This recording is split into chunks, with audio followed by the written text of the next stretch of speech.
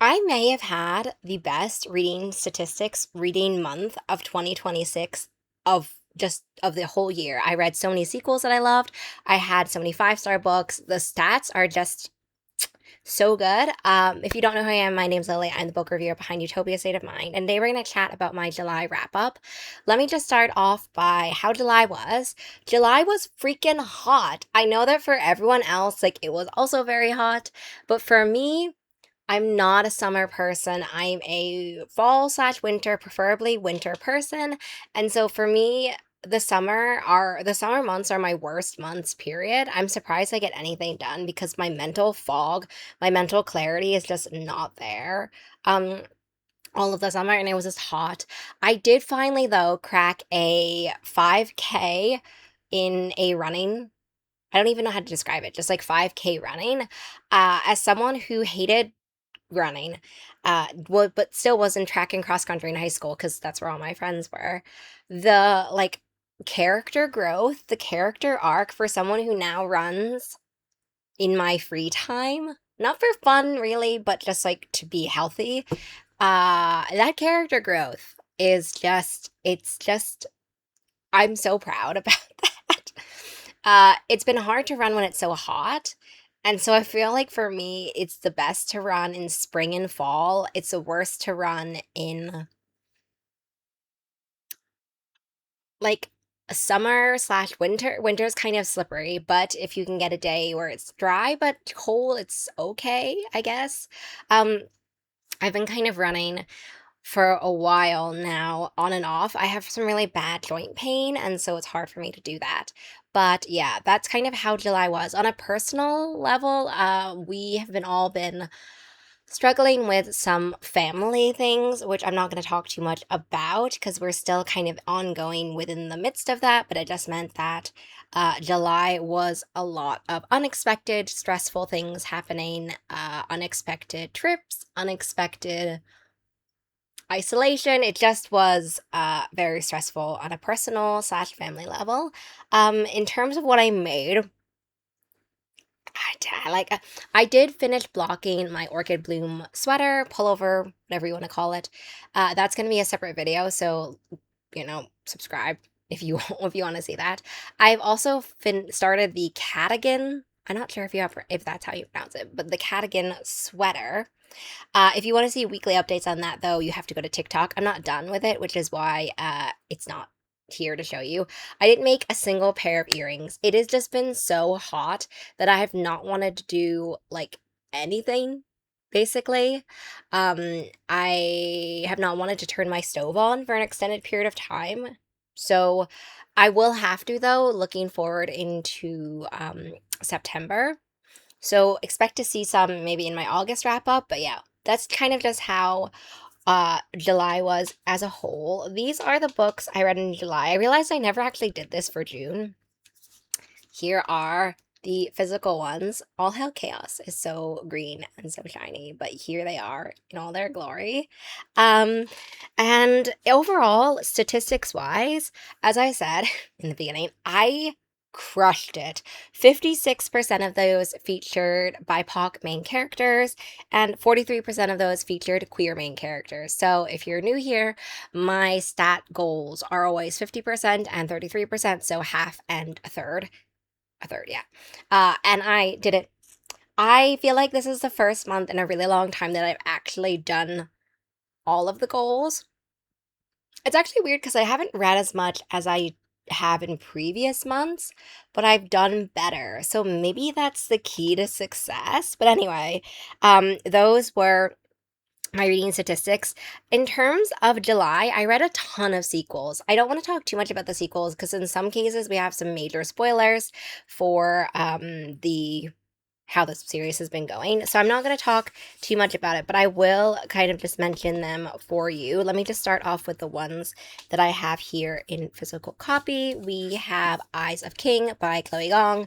As you know, I am just an avid like Eyes of King Chloe Gong fan, and so this one, 5 stars, so good. It is such an intense but emotional, heart-wrenching finale. That's all I'm gonna really be able to say. All Hail Chaos is the other sequel that I have in finished copy here for you. It's kind of hard to show it to you because it's so shimmery, but basically it just made me remember why I love this series so much. I had such high hopes because Long Live Evil was a favorite of mine, but I never expected it to be a favorite. But then I had really high hopes for All Hell Chaos and just smashed out of the water Portal fantasy, fun, meta kind of looking at sequels. It was so good and kind of made me remember why I love this series so much. Then we also have To Dance with Death, which was also a series finale from the sequel for A Dance of Lies. So good. It gives me Orpheus vibes. So if that's your vibe, then I guess read book one and also book two. But it was such a great series finale. It was such a perfect ending too. Like it was so good. I've loved Britney's series so much, and I cannot believe that it is over. Also can't wait for Britney's next book. And finally, we have Sea of Charms, which is kind of the only one I can talk a little bit more about the plot because it's the third in the Spell Shop series, but each one of them are sort of companion novel series kinds of things.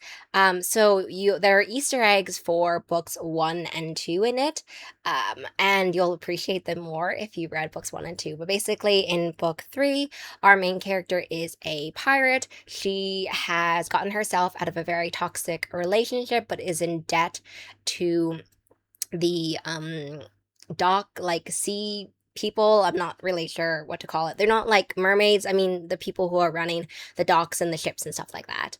And so she takes work sort of ferrying errands and stuff like that.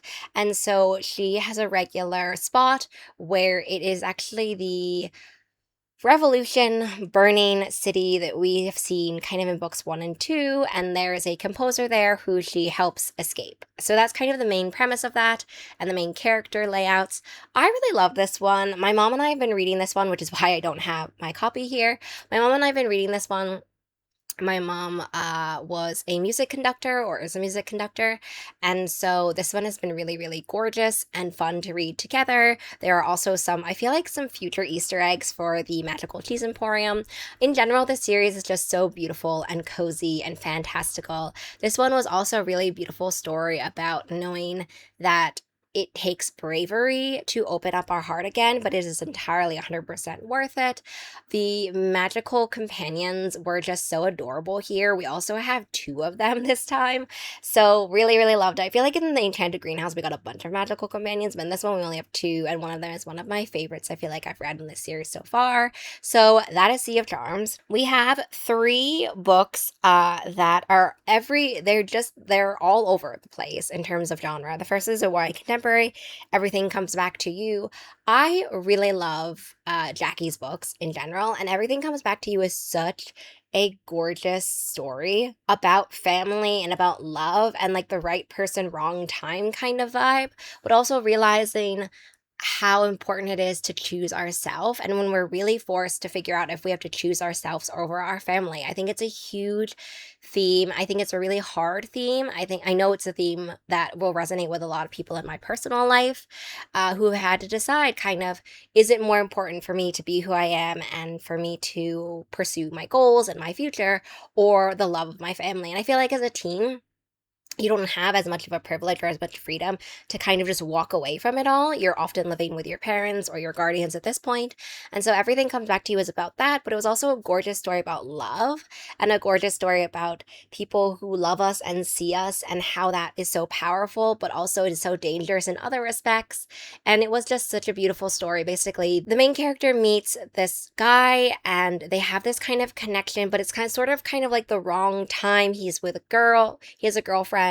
Also, her parents won't let her date, and even if they did let her date, they would not let her date him. He's misunderstood by a lot of different people. And so throughout their whole kind of high school relationship, their whole high school time, there are various times where they're in and out of each other's orbit, they're in and out of each other's lives, and they kind of have to figure out, is this relationship worth it enough? Can we feasibly, like, do we have the maturity to pursue this, the maturity to know that this relationship is very important to us? And that's kind of the premise of Everything Comes Back to You. It was so beautiful and so heart-wrenching. I loved it so much. Next, we have Sublimation. I'm waiting for my copy. of Sublimation in the mail. I ended up reading this and immediately loving it, and then also buying a copy for my friend, and that's why I have a copy for me in the mail. I listened to this one on audiobook. The audiobook production was fantastic, but basically, it's this world in which people can instance. So basically, when there's a time in your life in which you're not sure where to go, you kind of split. You split into like a clone of yourself, and that clone person lives that life, and then you keep on going. And so that's the premise of Sublimation. But the main character, her grandfather has died, and so she has to go back to Korea and potentially also meet her instant self. And lo and behold, that's gonna open a can of worms. I loved the concept of this. The world building is so fantastic and unique. It makes you think about all the times in which you have been at a personal crossroads. It really looks at the way that this has moved into our society, into our government, into our legends, into our stories. Um, and it looks at choice, and it looks at the idea of conscious and informed choice. Those are huge themes in this beautiful kind of science fiction world that is so deeply also driven by characters, and specifically not even only that character, but also a friend character who's also instanced. It's pretty common for people to instance. And so this was one of those books where I wasn't even done reading it and I was already recommending it to people. I'll link down below a TikTok where I talk about this. But yeah, I really enjoyed this one, and I can report that finishing it, I still stand by it. And the last one is Fishbone Cinderella. I've really loved Elizabeth Lim's YA books, and so Fishbone Cinderella is an adult debut. It is this historical fiction kind of fantasy where the women in the main character's family are cursed. Her mom is sort of like, she's certainly cursed. I'm not really sure how to describe it, and I also don't know if it's spoilers, but the main character is cursed with the ability to sometimes kind of become invisible. And so if you've heard of, or you're familiar with the idea of the Fishbone Cinderella story that we've seen, the ones where there's like this magical fish and then there's the bones, etc., etc. It has those elements. It has the elements also of Cinderella, and it also has this beautiful historical fiction, multi-generational dual timeline. It just is so beautiful and so fantastic the way that in the past, this main character is dealing with her family and love and what is worth sacrifice, what is worth our future, what is worth helping our family, even when our family is awful, like Cinderella vibes, basically. And then it turns into this multi-generational story as well. I don't want to give away too many spoilers about the multi-generational aspect, but anyway, it just is a story as well about family, and mothers and daughters is a huge theme in Fishbone Cinderella. And so I was really having high expectations when I went into this one because, as I said, I've loved Elizabeth Lim's books in the past, and 100% can report back that it was beautiful and just heart-wrenching and so, so stunning. I feel like I want to give it to my mom. It's harder because it's a little bit harder of a sell than like Sea of Charms, just because of the emotional stuff that's going on in Fishbone Cinderella, but I feel like she'd enjoy it. So maybe I can swing that. Anyway, let me know down below what your favorite books were of July. Let me know how you are coping with the heat. I hope you have a really great rest of your reading day, week, month, and year, and I'll see you in the next video. Bye.